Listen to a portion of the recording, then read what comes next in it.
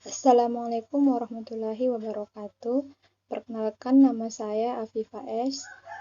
NIM 60300111978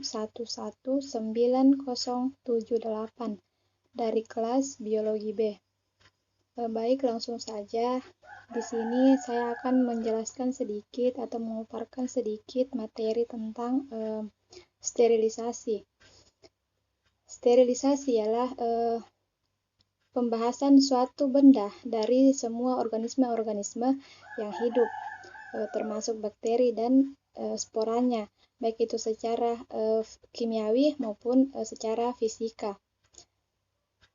Adapun contoh secara kimiawi yaitu menggunakan etil alkohol pada tangan sebelum pengambilan spesimen dari penderita.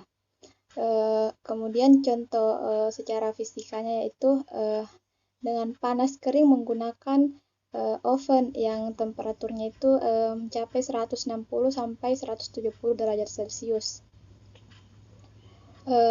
Selanjutnya adapun tata nama zat kimia terbagi menjadi 8. Yang pertama itu germisida atau germisid, merupakan suatu zat yang dapat membunuh bakteri. Kemudian fungisida atau fungisid, yaitu zat yang dapat membunuh jamur. Kemudian virusida atau virusid, zat yang dapat membunuh virus. Kemudian sporosida atau sporosid merupakan zat yang dapat membunuh spora. Kemudian bakteriostatik atau bakteriostatika merupakan zat yang dapat menghambat pertumbuhan bakteri, tetapi tidak membunuh bakteri. Kemudian yang terakhir itu fungistatik atau fungiostatika, merupakan zat yang dapat menghambat pertumbuhan jamur, tetapi tidak membunuh jamur. Kemudian definisi dari desinfeksi.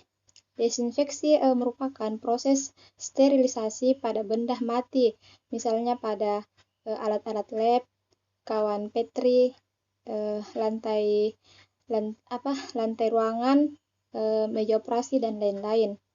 Selanjutnya adapun definisi desinfektan ialah zat kimia yang digunakan pada proses disinfeksi. Kemudian antisepsis, sepsis atau yang kita kenal dengan yang kita kenal dengan infeksi, merupakan proses sterilisasi yang menghalangi terjadinya infeksi tidak toksik terhadap jaringan hidup sehingga dapat digunakan untuk jaringan hidup. Kemudian antiseptik ini merupakan zat yang digunakan untuk proses antisepsis, seperti penggunaan kapas alkohol 70% untuk menghapus kulit yang akan disuntik. Kemudian waktu ini merupakan adalah suatu variabel yang penting dalam destruksi mikroorganisme dengan cara fisika maupun kimia. Selanjutnya yaitu ada cara-cara sterilisasi dan desinfeksi. Yang terbagi menjadi 2 cara. Yang pertama itu adapun cara-cara sterilisasi dan disinfeksi. Yang pertama itu pembersihan. Pembersihan ini dilakukan dengan mencuci alat-alat lab menggunakan air mengalir. Kemudian sinar matahari, di mana sinar matahari, sinar ultraviolet dan sinar gamma bersifat germisida, di mana dapat membunuh bakteri baik yang bentuk vegetatif maupun berupa spora. Sinar X dan sinar gamma ini dapat membunuh mikroba karena merusak DNA dan menyebabkan ionisasi kelompok sel lainnya. Selanjutnya yaitu pada proses pendinginan, di mana pada proses pendinginan ini suhu rendah menyebabkan pertumbuhan dan perkembangan mikroba tentu terhenti. Jadi cara ini dilakukan untuk mengawetkan bahan makanan yang mudah membusuk, misalnya seperti daging. Kemudian dan juga karena pada suhu rendah ini bahan makanan tidak dirombak oleh bakteri tertentu seperti Neisseria gonorrhea dan Treponema pallida. Masuk pada proses pemanasan, di mana proses pemanasan ini terbagi menjadi dua, yaitu pemanasan basah dan pemanasan kering. Yang pertama itu pemanasan basah. Di sini ada autoklav. Autoklav ini merupakan penggunaan uap air disertai dengan tekanan dan juga memiliki suatu ruangan yang mampu menahan tekanan di atas 1 atom. Kemudian adapun cara kerjanya yaitu yang pertama itu alat dan bahan dibungkus dengan kertas biasa dan wadah atau botol diletakkan dalam posisi rebah. Kemudian lalu dimasukkan air di dalam tangki. Setelah air mendidih, akan terbentuk uap air. Lalu uap air ini dialirkan ke ruang pensteril. Kemudian uap air akan menambah tekanan, lalu diikuti kenaikan suhu di ruang pensteril. Setelah tercapai tekanannya 1/1/2 atom dan suhu 121 derajat Celcius, selanjutnya dalam waktu 10-12 menit semua bentuk hidup seperti bakteri dan spora akan mati. Baik, selanjutnya kemudian pada pemanasan basah ini ada autoklav. Nah, di mana autoklav ini merupakan penggunaan uap air disertai dengan tekanan dan memiliki suatu ruangan yang mampu menahan tekanan di atas 1 atm. Kemudian adapun cara kerjanya yaitu pertama alat dan bahan dibungkus dengan kertas biasa dan wadah atau botol. Lalu diletakkan wadah atau botol ini kemudian diletakkan dalam posisi rebah. Lalu dimasukkan air di dalam tangki. Setelah air mendidih akan terbentuk uap air. Lalu uap air ini dialirkan ke ruang pensteril.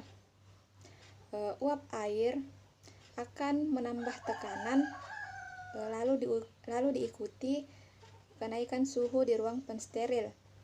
Nah, setelah tercapai tekanan 1/2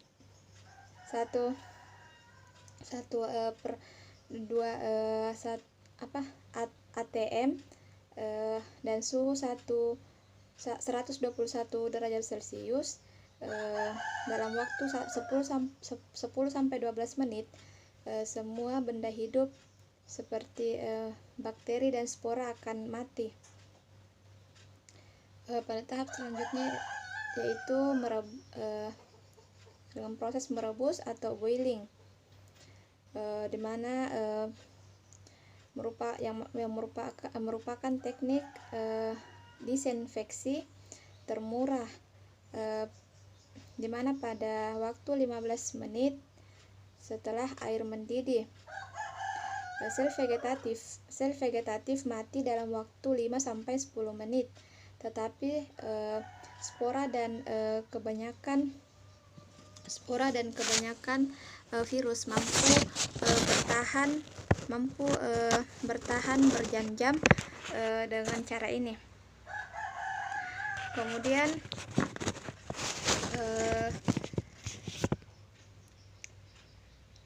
Kemudian pasteurisasi.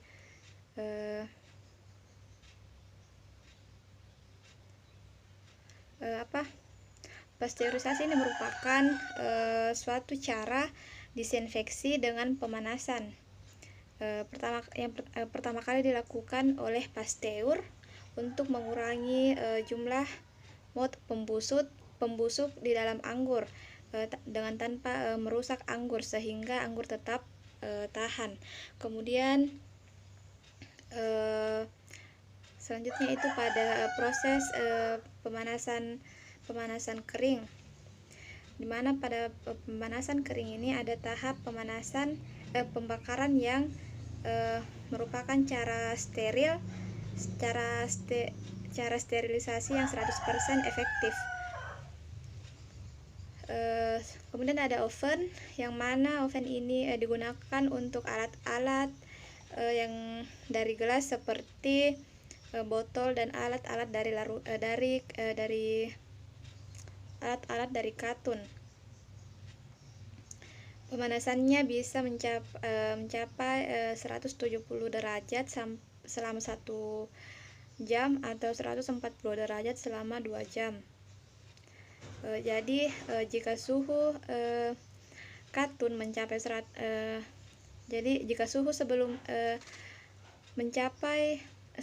jika suhu belum mencapai 100 derajat, oven jangan dibuka dulu karena alat-alat gelas akan pecah dengan pendinginan mendadak. Selanjutnya pada proses pengeringan akan menyebabkan larutan di sekeliling mikroba menjadi hipertonis sehingga air akan keluar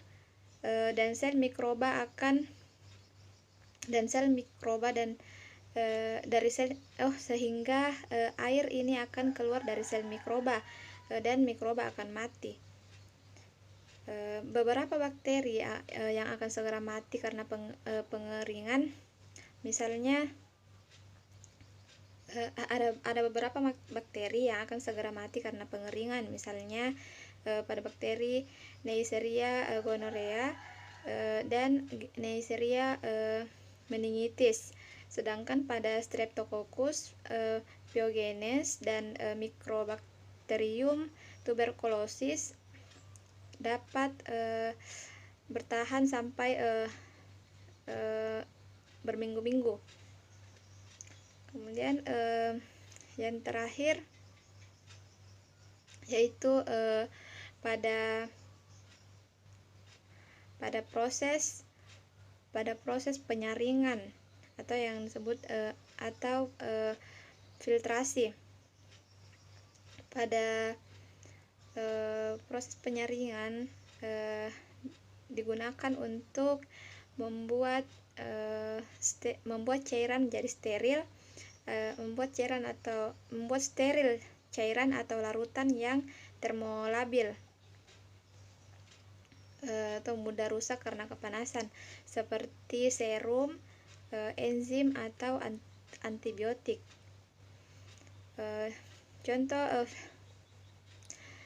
filter pada penyaringan yaitu filter Seitz terbuat dari asbes, di mana filter ini mempunyai pori-pori yang sangat halus, yaitu 0,1 sampai 0,2 mikrometer. Kemudian sehingga filtrasinya ini bebas dari bakteri, tetapi tidak bebas dari virus karena virus ini masih dapat lolos dari saringan tersebut. Mungkin hanya itu yang dapat saya sampaikan. Kurang dan lebihnya mohon dimaafkan. Saya akhiri. Wassalamualaikum warahmatullahi wabarakatuh.